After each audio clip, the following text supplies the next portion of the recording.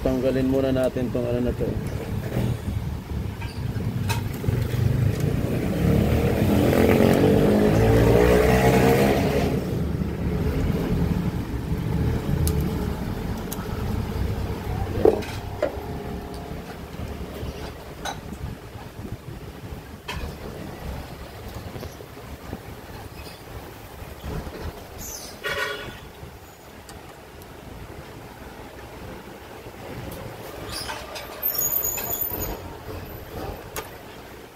Yun, putol.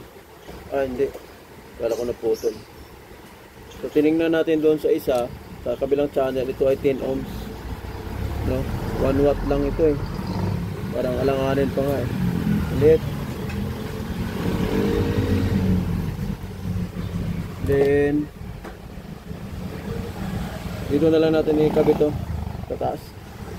Kasi, ano naman yan, tagusan naman yung ating ano na yan, layout,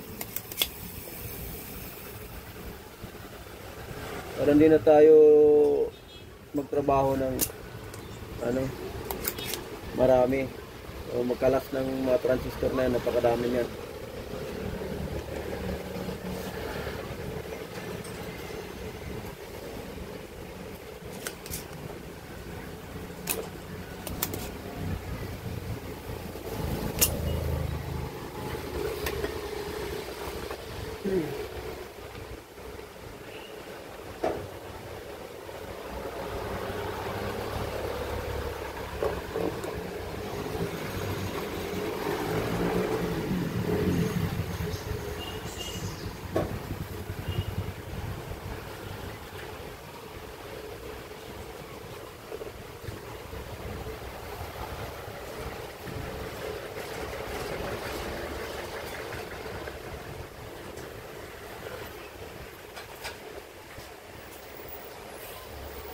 Okay.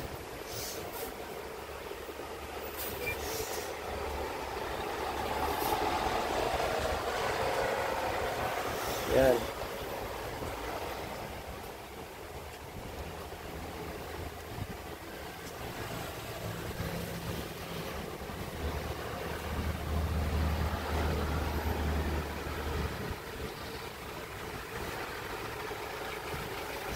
Okay.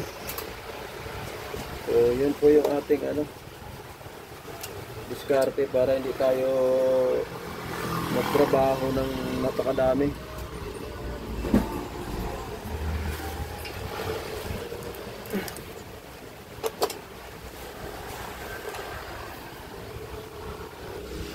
So, ayan po. So, tutok lang natin. Ayan. So, isinakto lang din natin doon sa pinakabutas din niya para makakapit lang din yung ating paano ating resistor na yan, na hindi naman nakapatong lang. Lumusot din po ng bahagya yan doon sa ilalim. No? Okay? At ibay din naman yan. Ayan po. At ititesting na natin ito ngayon mga sir.